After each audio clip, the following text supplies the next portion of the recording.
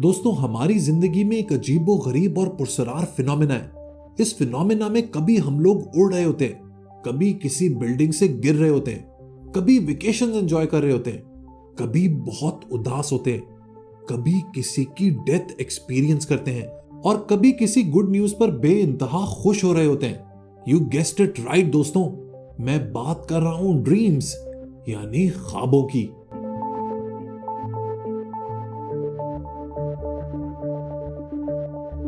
कभी कभार तो कुछ ख्वाब हमें बिल्कुल चकरा कर रख देते हैं। कुछ लोग इन ड्रीम्स को डीकोड करने के लिए पीरों, फकीरों और आमलों के चक्कर भी लगाते हैं, लेकिन इन लोगों के पास कोई भी साइंटिफिक या साइकोलॉजिकल तरीका नहीं होता इन ख्वाबों की ताबीर जानने का।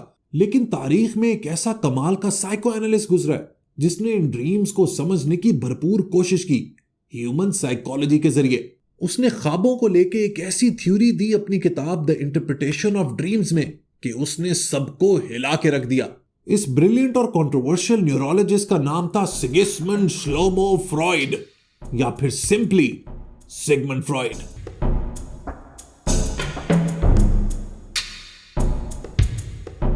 Freud is known for his bizarre theories on human sexuality and psychology. इंसान की जिनसियत और नफ्सियात के बारे में फ्रॉइड की थ्योरीज वाकई माइंड बेंडिंग है।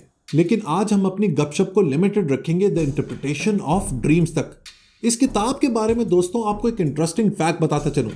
ये बुक पब्लिश हुई थी इन द ईयर 1900 और इसके पहले एडिशन में सिर्फ 600 कॉपीज छपी थी और इन 600 कॉपीज को बेचने के लिए तकरीबन 8 साल लग गए थे।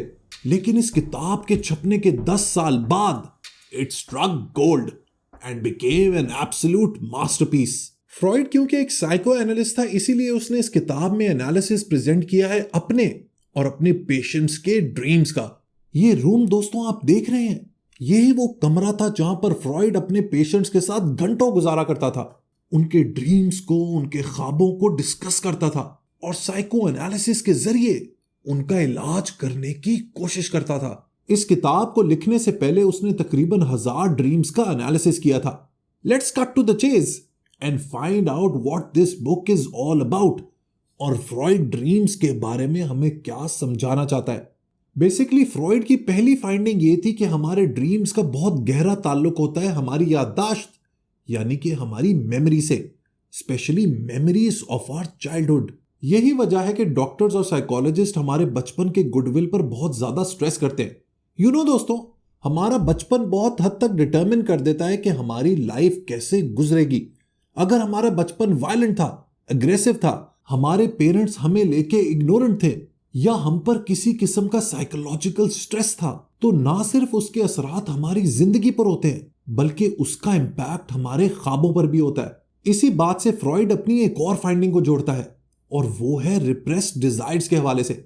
अगर मैं आपसे पूछूं कि आपके बचपन की ऐसी कौन सी ख्वाहिश है, ऐसी कौन सी डिजायर है जो फुलफिल नहीं हो सकी, जो पूरी नहीं हो सकी, तो आप जरूर ऐसी ख्वाहिश को याद कर लेंगे।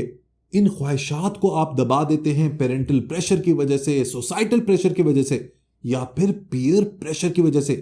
लेकिन याद रखें दोस्तों, ये ख्वाहिशात मरती नहीं है, ये डिजायर्स चुपचाप आपके अनकॉन्शियस में जाकर बैठ जाती हैं और पूरी उम्र आपको वहीं से ड्राइव करती रहती हैं। जो चीज आप जिंदगी में अचीव नहीं कर पाते वो आप ख्वाबों के जरिए अचीव करने की, हासिल करने की कोशिश करते हैं।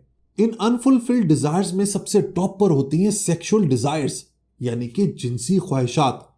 ये सेक्सुअल डिजायर्स हर शख्स में मौजूद होती हैं और ये पॉसिबल ही नहीं है कि एक शख्स अपनी सारी सेक्सुअल फैंटेसीज को पूरा कर ले। लिहाजा इन ख्वाहिशात को आप एक्सप्रेस करते हैं अपने ड्रीम्स के जरिए, क्योंकि ड्रीम्स एक ऐसा मीडियम है जो आपका अपना है, उस पर आपके अलावा किसी का एक्सेस नहीं है, वो आपकी प्रॉपर्टी है। वहां आपको कोई देख नहीं सकता, कोई जज नहीं कर सकता, कोई पहचान नहीं सकता। लिहाजा you can do whatever you like. लेकिन दोस्तों यहां पर एक इंपॉर्टेंट सवाल यह है कि ड्रीम्स का जो सब्जेक्ट मैटर है यानी कि अपने ख्वाबों में जो कुछ भी हम देखते हैं वो आता कहां से है। तो जनाब इसका आंसर यह है कि हमारे ख्वाबों का जो भी कंटेंट है ना, उसका ताल्लुक हमारी डेली लाइफ से होता है। फर्क सिर्फ यह है कि ख्वाबों के अंदर चीजें अपने आप को डिस्गाइज कर लेती हैं, वो अपना भेस बदल लेती हैं ताकि हम अपने इरादों को पहचान ना सकें। मसलन समझें कि आज आपकी किसी एक लड़की से मुलाकात हुई जिसका नाम खुशबू था।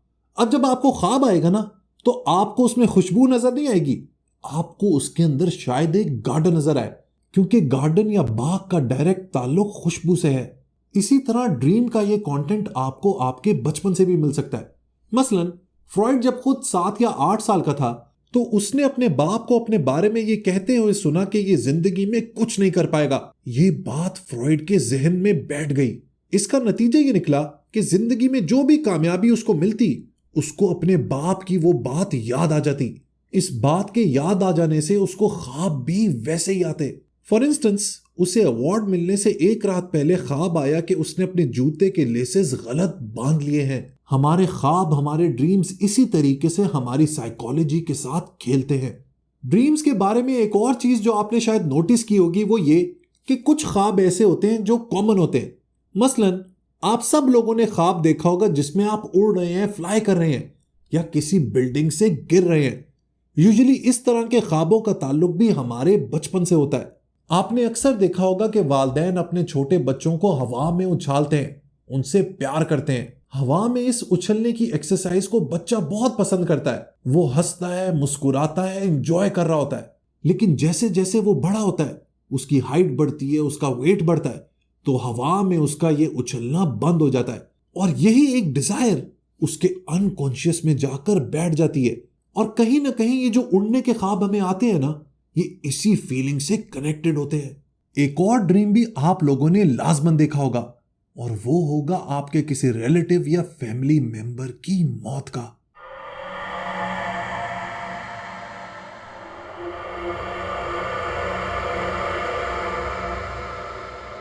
कभी आपने सोचा है कि इसके पीछे रीजन क्या है? इस तरह के ख्वाबों की वजह क्या है? इसके पीछे रीजन है फ्रॉइड की साइको एनालिटिक थ्योरी का सबसे बिजार और कंट्रोवर्शियल कॉन्सेप्ट, जिसे कहते हैं इडिपस कॉम्प्लेक्स। फ्रॉइड के मुताबिक इडिपस कॉम्प्लेक्स की कहानी का आगाज भी हमारे बचपन से होता है। जब हम लोग बड़े हो रहे होते हैं तो हमारे अंदर एक अजीब सी कैफियत जन्म ले रही होती है, एक सेक्सुअल डिजायर की। लेकिन यह बात याद रखें दोस्तों कि इस सेक्सुअल डिजायर का इंटरकोर्स या इटसेल्फ सेक्स से कोई ताल्लुक नहीं होता। ये सेक्सुअल डिजायर डायरेक्टेड होती है towards parent of the opposite sex. यही वजह है कि लड़कियां बाप के करीब होती हैं और लड़के मां के करीब। देखें बुक बडीज, ये जो बातें मैं आपसे कर रहा हूं ना, ये काफी बिजार, गहरी और कॉम्प्लेक्स हैं। लिहाजा इनको दिल और दिमाग खोल के समझिएगा। ये इंसानी नफ्सियात की बातें हैं। This can get really complex. अब बच्चे अनकॉन्शियसली इस बात की भरपूर कोशिश करते हैं कि अपने ऑपोजिट सेक्स के पेरेंट के साथ इस प्यार को बरकरार रख सकें। They will do absolutely anything to maintain it. Freud का ये जो इडिपस कॉम्प्लेक्स है ना, ये मैं आपको एक मिसाल के साथ समझाता हूं। अब आप एक सिनारियो को कंसिडर करें। समझे एक बच्चा अपनी मां के बहुत करीब है। क्योंकि वो लड़का है, इसीलिए वो अपने बाप को अपना राइवल समझता है, according to the Oedipus complex. लिहाजा जब उसका बाप किसी काम से बाहर जाता है तो उसको अपनी मां के करीब होने का मौका मिलता है। अब बेड पे वो अपनी मां के साथ सो सकता है। लेकिन जब उसका बाप वापस आता है तो the boy has to go back to his room. अब इसका नतीजा ये होता है कि वो अपनी मां से दूर हो जाता है। वो इस चीज को फील कर लेता है, और क्योंकि उसका जहन बच्चा है, लिहाजा वो इस बात की ख्वाहिश करता है कि उसका बाप हमेशा के लिए चला जाए, so that he can be close to his mother. वो बच्चा अपनी रोजमर्रा की जिंदगी में अपने दादा दादी, नाना नानी से डेथ के बारे में भी सुनता है, जिसमें उसको यह बताया जाता है कि जब कोई शख्स मर जाता है तो वो दूर चला जाता है। और क्योंकि वो बच्चा तो कम अकल है, लिहाजा ही wishes that his father would die, ताकि वो हमेशा के लिए दूर चला जाए और वो अपनी मां के करीब हो सके। इस फीलिंग को बच्चा अपने अंदर दबा देता है, इसका कभी भी जिक्र नहीं करता। लेकिन जैसा मैंने आपको बताया, हमारी जो रिप्रेस्ड विशेस हैं वो हमारे अनकॉन्शियस में जाकर बैठ जाती हैं। लिहाजा ये जो मरने के ख्वाब में आते हैं ना, इसकी नींव, इसकी फाउंडेशन कहीं ना कहीं इडिपस कॉम्प्लेक्स से जुड़ी हुई है। मेरे लिहाज से फ्रॉइड ने इस किताब में जो सबसे अहम बात लिखी है ना, वो है हमारे अनकॉन्शियस माइंड के हवाले से, यानी कि हमारा लाशऊरी जहन। देखें बुक बडीज, हमारा जो जहन है ना, वो एक आइसबर्ग की तरह है, जिसकी जो टॉप टिप है वो है कॉन्शियस माइंड, लेकिन जो उसका मेजर हिस्सा है जो हमें नजर ही नहीं आता, वो है अनकॉन्शियस माइंड पर मुश्तमिल। So unconscious forms almost 80% of our mind. और याद रखें, यही अनकॉन्शियस माइंड हमारे ख्वाबों को कंट्रोल करता है। दोस्तों, ख्वाबों को लेके शायद आप लोगों ने एक और चीज नोटिस की हो। हमें हमारे ड्रीम्स के दौरान बेमंतक, अजीबोगरीब और इलॉजिकल विजुअल्स नजर आते हैं। कभी आपने सोचा है इसके पीछे वजह क्या है? तो जनाब, इसकी रीजन ये है कि हमारा जो अनकॉन्शियस माइंड है ना, वो हमारी जो रिप्रेस्ड डिजायर्स हैं, जो दबी हुई ख्वाहिशात हैं, जो शायद दुनिया के लिए टैबू हैं, उनका बेस बदल देता है ताकि हमारा कॉन्शियस माइंड उनको पकड़ ही ना सके। So basically our unconscious tries to trick our conscious mind, ताकि उन ख्वाहिशात को देख के हमारा कॉन्शियस माइंड शर्मिंदा ना हो। इस बात को आप लोगों के लिए समझना बहुत ज्यादा जरूरी है। चले मैं आपको एक बहुत ही सिंपल मिसाल से समझाता हूं। समझे कोई भी एक एक्ट्रेस है, बॉलीवुड की या पाकिस्तान की, जो बहुत खूबसूरत है, आपको बहुत पसंद है और आप उससे शादी करना चाहते हैं। You are head over heels in love with her. या किसी भी मुल्क की कोई बहुत खूबसूरत मलिका है जिसके प्यार में आप दीवाने हो गए हैं, लेकिन मसला यह है कि वो आपकी दस्तरस से, आपकी पहुंच से बाहर है। लेकिन एक जगह ऐसी है जहां पर आप इन सबको हासिल कर सकते हैं, और वो हैं आपके ख्वाब। लेकिन हमारा जहन बड़ा चालाक है, बड़ा क्लेवर है, बड़ा शातिर है।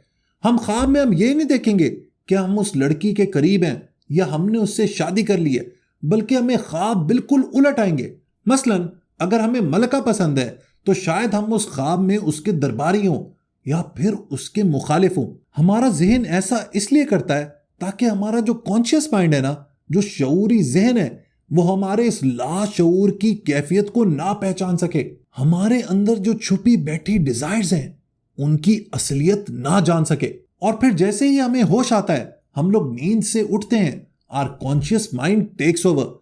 यही वजह है कि आपने देखा होगा कि अक्सर औकात आप जैसे ही उठते हैं, आपको ख्वाब याद ही नहीं रहते, क्योंकि आपका कॉन्शियस माइंड डेलिबरेटली, जानबूझकर इन ख्वाबों को बुला देता है। फ्रॉइड का यह मानना था कि ख्वाबों को इंटरप्रेट करके हम लोग फोबियाज का, न्यूरोसिस का और साइकोसिस का इलाज कर सकते हैं, क्योंकि इन सारी बीमारियों का ताल्लुक हमारे लाशऊरी जहन से है। लेकिन फ्रॉइड के इन आइडियाज को बाद में उसी के स्टूडेंट्स ने ओपोज भी किया। अक्सर साइकोलॉजिस्ट उसके आइडियाज को अनसाइंटिफिक करार देते हैं, लेकिन रियलिटी यह है कि फ्रॉइड एक जीनियस स्कॉलर था, एक कमाल का इंटेलेक्चुअल, एक कमाल का neurologist who came up with some novel thoughts। इस तरह के बिजार और जीनियस लोगों की सोच बिल्कुल अलग होती है। ऐसे स्टॉलवर्ड्स की थॉट से शायद हम लोग सहमत ना हो, but we should not belittle them. आज साइकोलॉजी का कोई भी कोर्स, साइकोलॉजी की कोई भी स्टडी सिगमंड फ्रॉइड को पढ़े बगैर कंप्लीट नहीं की जा सकती। फ्रॉइड की इंटरप्रिटेशन ऑफ ड्रीम से शायद आप लोग अग्री ना करें, लेकिन दोस्तों, जब आप इंसानी नफ्सियात की गहराई में जाएंगे ना, तो शायद आपको फ्रॉइड की कुछ ना कुछ बातें सही लगे। आज की अपनी इस गपशप को यहीं पर खत्म करते हैं, लेकिन एक शेर के साथ जो कहीं ना कहीं फ्रॉइड की इंटरप्रिटेशन ऑफ ड्रीम्स के एसेंस से जुड़ा हुआ है। ख्वाब ही ख्वाब कब तलक देखूं, काश तुझको भी एक झलक देखूं। वीडियो पसंद आई हो तो लाइक बटन जरूर प्रेस कीजिएगा। Until next time, good bye.